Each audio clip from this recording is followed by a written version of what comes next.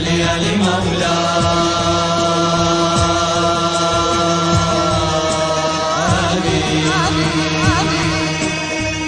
जवान हैं social media पे बहुत ज़्यादा अहले बैत की मोहब्बत पे काम कर रहे हैं, मुफ्ती हमदर्द साहब, उन्होंने एक बहुत बड़ा सवाल उठाया और वो सवाल वाक़अन एक मुस्लिम मुआशरे में उठाया जाना चाहिए।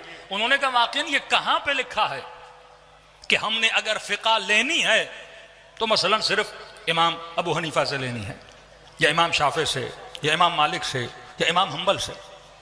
कहा कि हम मुसलमान अहले बैत से फ़िक़ा क्यों नहीं ले सकते? क्या आज एक कलमा पढ़ने वाले को ये इजाजत क्यों नहीं कि वो अपने तलाक का मसला, रज़ात का मसला, इर्स व मीरास का मसला फर्जंद रसूल से पूछे? एक तरफ हुक्म मोहब्बत है, दूसरी तरफ आप गैर अहले बैत के पास जाके तो पूछ सकते हो, कि हम पूछ क्यों नहीं सकते? वाकई सदियां गुजर गईं, किसी ने ये नहीं सोचा कि मैं कभी फर्जंद रसूल के पास क्यों नहीं जाता। मैं उनसे तो पूछ रहा हूं जो डायरेक्ट या इनडायरेक्ट इनके शागिर्द हैं, लेकिन मैं उस्ताद से क्यों नहीं पूछ सकता? जब इंसान पहली मंजिल है सवाल। अहले बैत लोगों को सवाल देते थे कि वो शख्स शामी जब आया चौथे इमाम के मुकाबले में, अब जाहिर है जब शाम से आ रहा है तो उसका जहन फर्जंद रसूल के खिलाफ भरा गया है कि 70,000 मिंबरों से अली इब्न अबी तालिब के खिलाफ प्रोपेगेंडा होता था। 70,000 मिंबर का मतलब यह है कि उस जमाने का पूरा इस्लामी मुआशरा, और मिंबर की हैसियत उस जमाने में टीवी है, मिंबर की हैसियत सिनेमा है, मिंबर की हैसियत अखबार है, मिंबर की हैसियत मीडिया है। लोग कहां जाते थे? मिंबरों को सुनते थे। अगर लोगों को पैगाम देना होता था तो पैगाम देने का जो मरकज था वो मस्जिद थी, वो मौज था। जुमे में लोग जमा होते थे, खुतबे सुनते थे, मुफ्ती साहब जो बयान करते थे लोग बिलीव करते थे। कोई मुफ्ती से ये नहीं पूछता था आपने कहां से पढ़ा, बस कहते थे क़ाल रसूलुल्लाह, नबी का फरमान पढ़ते थे और लोगों को सुनाते थे, लोग बिलीव कर। अब शाम से आया हुआ शख्स जैसे ही चौथे इमाम का मुकाबला होता है, ये गंदी तरीन गालियां जो इसके जहन में निजासत भरी गई थी वो इमाम को बोलना शुरू कर देता है, आप तो ऐसे हो, आप तो ऐसे हो, आप तो वैसे हो। यहां जो इमाम के हवारी थे, जो इमाम के शागिर्द थे, जो इमाम के साथ खड़े थे, उनको बर्दाश्त ना हुआ।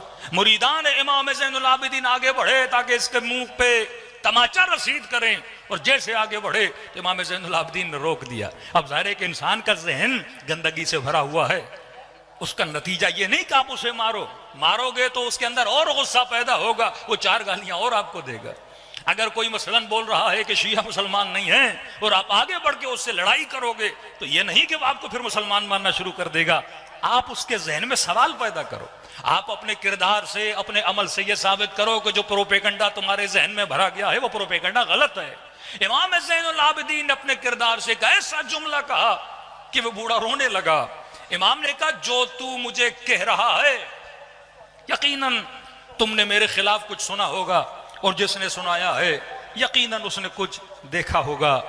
इमाम ने कहा जो तूने देखा है तू उसके मुताबिक मुझे वो बोल रहा है, और फरमाया जो तूने नहीं देखा, जो ऐब अल्लाह सत्तार अयूब है वो छुपाए हुए हैं, अगर वो जाहिर हो जाएं तो तू मेरे लिए क्या कहे। वो जब इमाम की इनकिसारी देखता है और इमाम के ये दुआया जुमले सुनता है तो इमाम से माफ़ी कहने पर मजबूर हो जाता है। यही वाकया इमाम हसन के लिए पेश आता है। शाम में आने वाला शख्स अब पता नहीं ये कहाँ का है, लेकिन जैसे इसने गालियाँ देना शुरू कर दी तो फिर इमाम ने फरमाया ये लगता है कि तू शाम से आया है, तेरा मिजाज शामियों से मिलता है, तेरी गालियाँ शामियों से मिलती हैं। और कहा कि सुनने दोस्त, तू बड़े दूर से सफ़र करके आया है, यहाँ पे नया नया है, अब ये बता तू थका हुआ होगा, गालियां तो मुझे बाद में दे देना, लेकिन तू मुसाफिर है, इस शहर में मेहमान है, अगर खाना नहीं खाया तो हसन तुझे खाना खिला दे, अगर सोने के लिए जगह नहीं तो मेरे घर में आके सो जा, अगर तेरे पास सवारी नहीं मैं तुझे सवारी देने के लिए तैयार हूं, अगर तेरे पास लिबास नहीं मैं तेरे बदन पे लिबास पहनाने के लिए तैयार हूं। कहता है हसन इब्न अली, जो मैंने सुना था वो और है, जो मैंने देखा है वो और है, जो दुश्मन ने कान भरे हुए हैं वो और चीज है, आपने अपने किरदार से साबित करना है, जो देखना है वो और है। अब जैसे देखा इसके वजूद में बदलाव आ गया। तो जब इंसान के जहन में सवाल पैदा होता है, पहली हिदायत की कड़ी है सवाल को पैदा करो।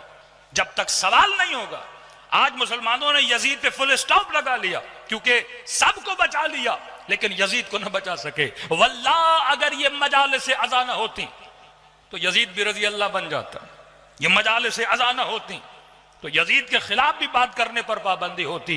ये तो मजलिस इमाम हुसैन है कि कोई यजीद को बचा न सका। ये सवाल जहनों में पैदा होना चाहिए कि वो मुआशरा जो फातिह बद्र बना, वो मुआशरा जो अपने घरों को तकसीम कर रहा था, वो मुआशरा जिसमें उखुवत का दर्स दिया जा रहा था, ऐसा क्या हुआ नबी के जाने के बाद? अरे यही मुआशरा जो नबी का कलमा पढ़ता है वो अपने नबी के नवासे को कत्ल करने के लिए आगे बढ़ा। जब तक इस कैंसर को नहीं ढूंढा जाएगा, जब तक असबाब को नहीं ढूंढा जाएगा, तब तक इंसान उस मुआशरे की इस्लाह नहीं कर सकता। सलवात पढ़े मोहम्मद वाले मोहम्मद।